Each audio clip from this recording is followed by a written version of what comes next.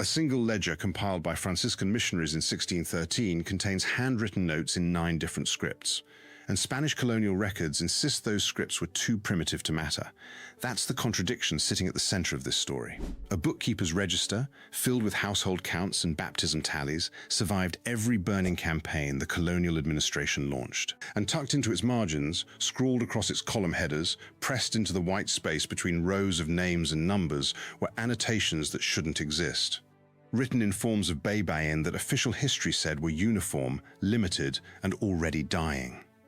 They were none of those things.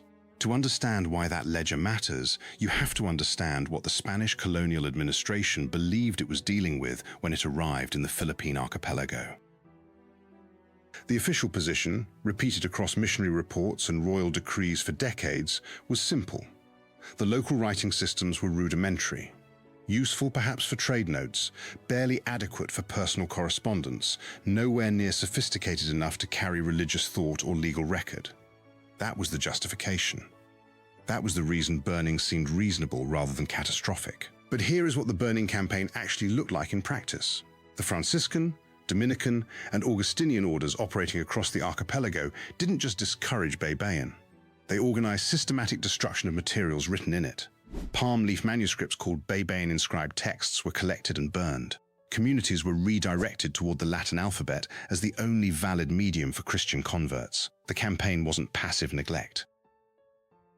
It required active effort, coordination, resources, enforcement across hundreds of scattered islands and dozens of distinct language communities. You don't spend that kind of energy eliminating something you genuinely believe is primitive, and yet the official record kept insisting. Primitive, limited, already fading on its own. The 1613 ledger is the crack in that story. It survived not because anyone protected it. It survived because a colonial bookkeeper's register looked harmless. It was a bureaucratic object, a list of taxable households, a count of baptized converts, the kind of document that administrators filed and forgot. When burning campaigns swept through communities, they targeted texts that looked sacred or literary. This looked like paperwork. So it sat in a European colonial archive, not a Philippine institution, for centuries.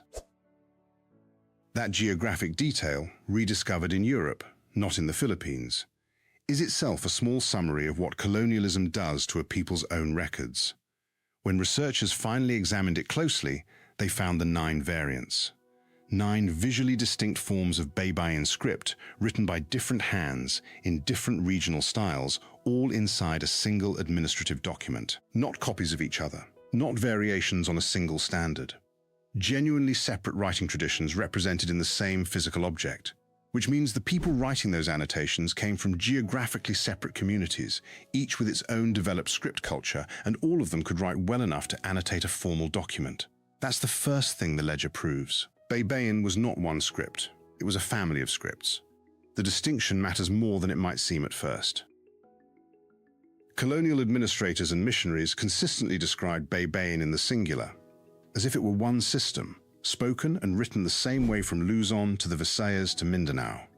That framing was convenient.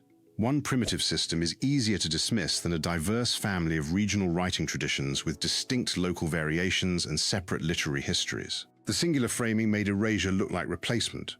The 9 variants in the ledger make it look like what it actually was: destruction.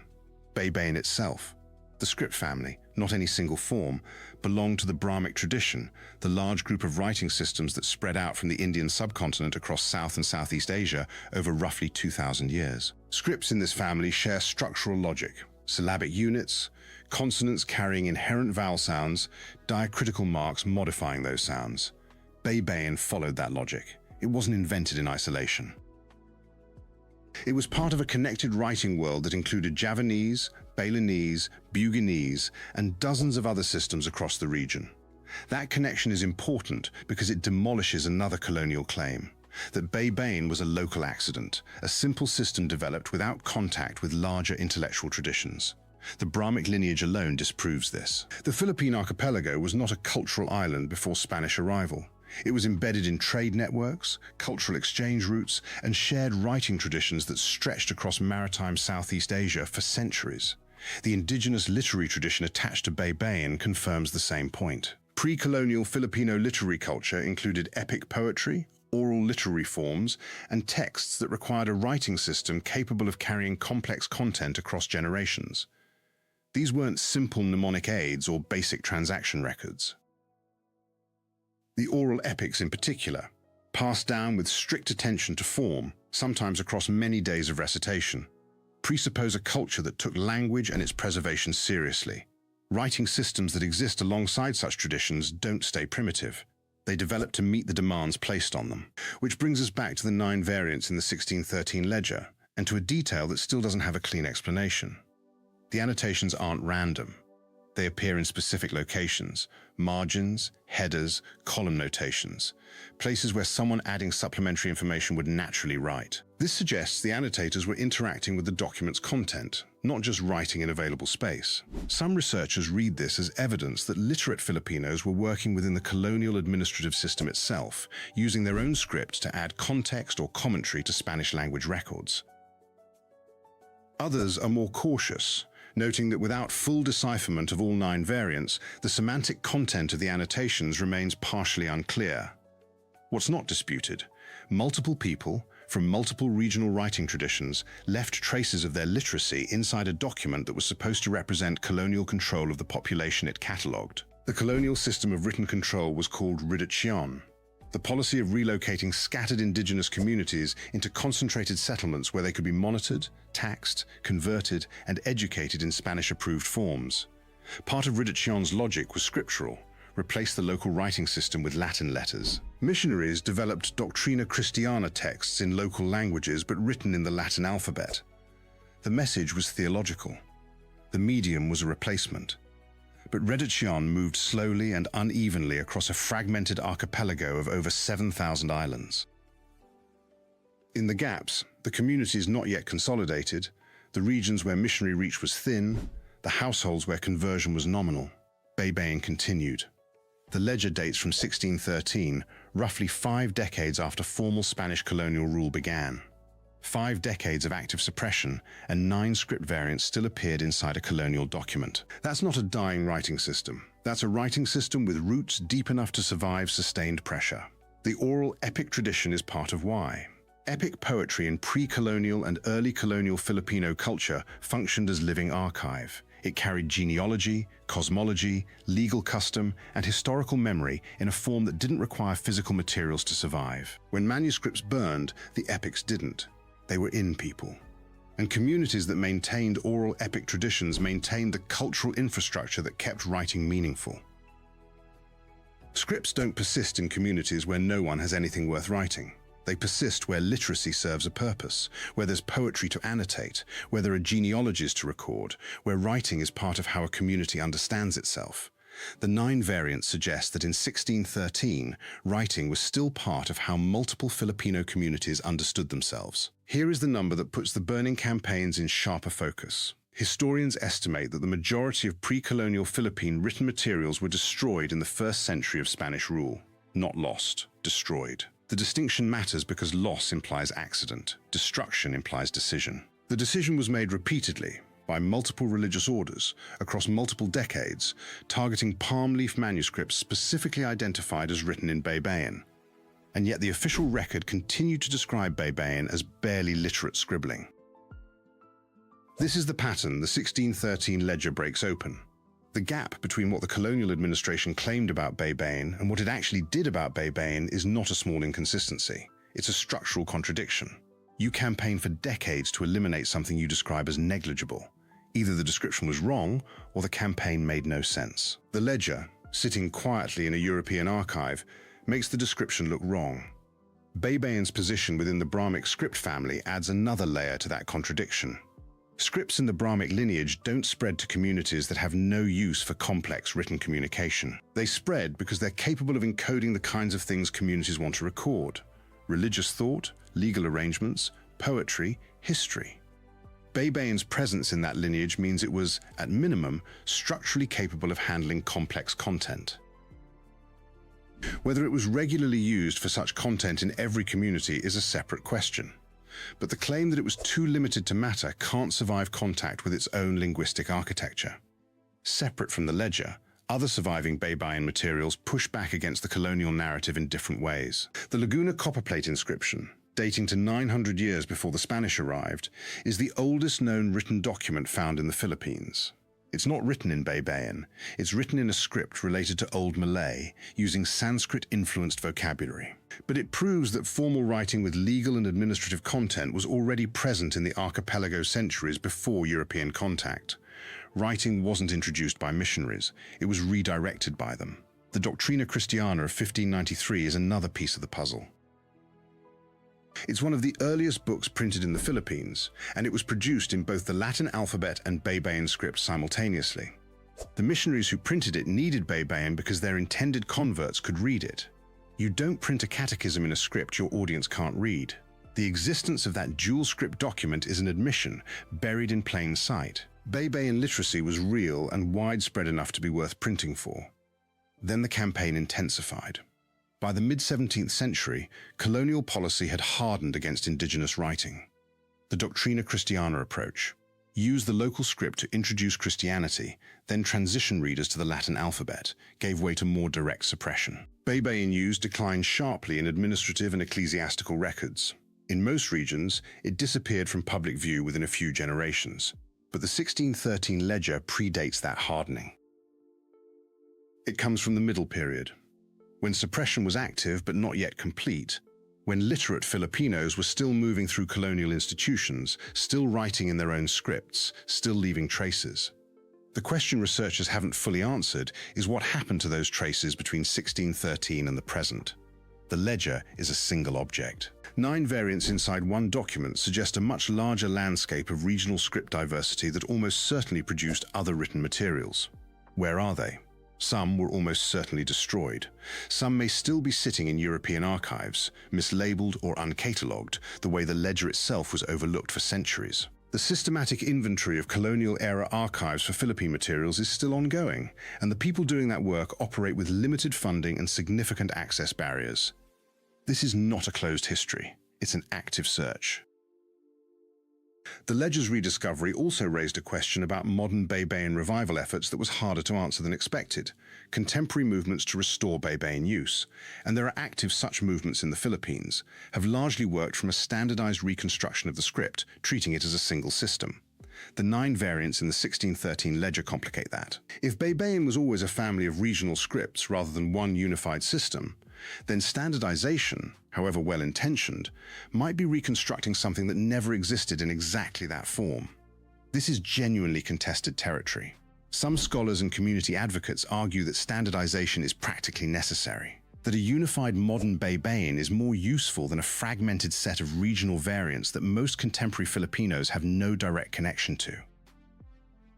Others argue that standardization erases exactly the regional diversity the colonial administration tried to erase, and that an honest revival has to reckon with the plurality the ledger documents. Neither side is wrong in its priorities. They're answering different questions. One about practicality, one about historical accuracy. The ledger doesn't resolve that debate. It makes it sharper. What the ledger does resolve, fairly definitively, is the question of whether Baybayin was a limited, moribund system already declining before Spanish contact. It wasn't. It was geographically distributed, regionally diverse, and literate enough to annotate formal administrative documents 5 decades into an active suppression campaign. The colonial description of it as primitive was not an observation. It was a justification. The burning campaigns make sense only if you understand them as a response to something real. A writing culture with genuine reach and depth, embedded in communities across a large and complex archipelago. You don't organize coordinated, multi-order destruction of materials written in a script that poses no cultural threat. The scale of the destruction is, in a strange way, the clearest testament to how significant Baybayin actually was. And the 1613 ledger survived all of it. Not because it was hidden, not because anyone protected it, because it looked like paperwork. It sat in a European archive, the kind of displacement that is itself the shape of colonial history, until researchers recognized what was written in its margins. 9 scripts, 9 regional traditions, 9 quiet refutations of every official document that described Baybayin as barely worth mentioning. The full semantic content of all 9 annotation variants hasn't been published in definitive form. Decipherment work is ongoing.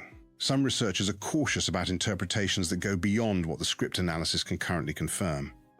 That gap between what the ledger contains and what we can confidently say it means is real, and it's worth naming clearly.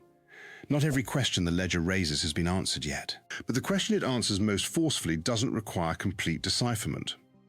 The existence of 9 distinct regional variants inside one document, written by multiple hands from separate geographic traditions, tells you what the colonial record refused to say. Baybayin was not one script quietly dying. It was a living family of writing systems that the colonial administration worked hard, across multiple decades and multiple religious orders, to eliminate, and then described as if it had barely existed. The ledger is sitting in a European archive. The search for others like it is still running, and the 9 scripts in its margins are still being read. What does it mean that the ledger ended up in Europe? Not as a rhetorical question, as a practical one. The document left the Philippines at some point, likely during the colonial period itself, moved through institutional hands and settled into a European archive where it waited for centuries. The people whose ancestors wrote those margin notes had no access to it. The communities whose writing traditions those 9 variants represent weren't part of the conversation about the ledger's significance when it was finally recognized. That's not a footnote. That's the structure of the problem. Colonial archives in Europe hold an enormous amount of material related to the Philippines. Ledgers, letters, reports, ecclesiastical records, maps. Most of it was generated by Spanish administrators or missionaries describing a place and a people from the outside. Some of it, like the 1613 ledger, contains traces of the people who were being administered. Their handwriting, their script variants, their presence in the margins of documents that weren't made for them. The archive holds both the erasure and the evidence against it, sometimes in the same binding. Researchers working on Baybayin today have to navigate that. You can't just go to the Philippines and find the full record, because the full record was scattered, burned, or displaced. You have to work across multiple archives in multiple countries, piecing together fragments. The 1613 ledger was found in Europe. Other potentially significant documents are probably still sitting in similar collections, catalogued under bureaucratic descriptions that don't flag what's hidden in the margins. That's why the search is ongoing. The Baybayin script family itself is a useful frame here, not one script, a family. The distinction matters because it changes what you're looking for. If you expect a single standardized writing system, you look for consistency. If you understand it as a regional family, you look for variation. And variation is exactly what the margins of the ledger show. 9 hands, 9 visual traditions, 9 ways of forming the same underlying set of characters that had evolved separately across the archipelago's geography. Islands produce divergence. The Philippine archipelago is made up of over 7,000 islands. Communities separated by water, by language, by trade routes that connected some groups and bypassed others. Writing systems diverge under those conditions the same way spoken languages do. A script used daily in the Visayas would develop differently than one used in Luzon, even if they shared a common ancestor. That's not surprising. That's just what happens over time when a living writing system is embedded in living communities. What's surprising is that this is still being established as fact. The official colonial record spent centuries describing Baybayin as simple, limited, and marginal. That description served a purpose. If the writing system was already minimal, then suppressing it was merely administrative tidiness rather than cultural destruction. The framing protected the colonial project from its own implications. You can't claim to bring civilization to people who already have a rich written culture, so the written culture had to be described as not quite that. The 9 variants in the 1613 ledger are a direct argument against that description, not because each one is individually elaborate, but because their coexistence in a single document implies a much larger picture. These aren't 9 experimental variations produced by one confused scribe. They're 9 traditions, which means 9 communities maintaining distinct written forms. Which means Baybayin wasn't concentrated in one place, practiced by one group, representing one narrow strand of pre-colonial Filipino life. It was distributed. It was regional. It was, by any reasonable definition, widespread. And the missionaries knew that. They documented it themselves in reports sent back to Spain when they needed to justify the resources required for suppression. You don't request multiple coordinated campaigns across different islands against a marginal phenomenon. The internal logic of the colonial record contradicts the official narrative it was trying to maintain. The bureaucratic arguments for destroying Baybayin required acknowledging how present it was. The historical narrative produced afterward tried to minimize what had been destroyed. The ledger sits between those two moments. It's a colonial document, made by the administration for administrative purposes. But it carries the handwriting of people who used the margins to do something the administration wasn't tracking. Right. In their own scripts. In at least 9 distinct forms. Modern Filipino scholars working on script revival have been clear about what the ledger's significance is and isn't. It's not a Rosetta Stone. It's not a complete picture of pre-colonial Philippine literacy. The decipherment work is careful and ongoing, and there are real limits to what can currently be confirmed about the semantic content of all 9 variants. That honesty is part of why the work is credible. But credibility doesn't require certainty about every detail. The existence of the variants is not in dispute. The geographic spread they imply is not in dispute. The fact that this evidence survived inside a colonial ledger, by accident, not design, is not in dispute. What's still being worked out is the full meaning. And that work is happening now, in the Philippines, in diaspora communities, in universities, and among people who learnt Baybayin not from an archive but from a deliberate effort to recover something that was taken.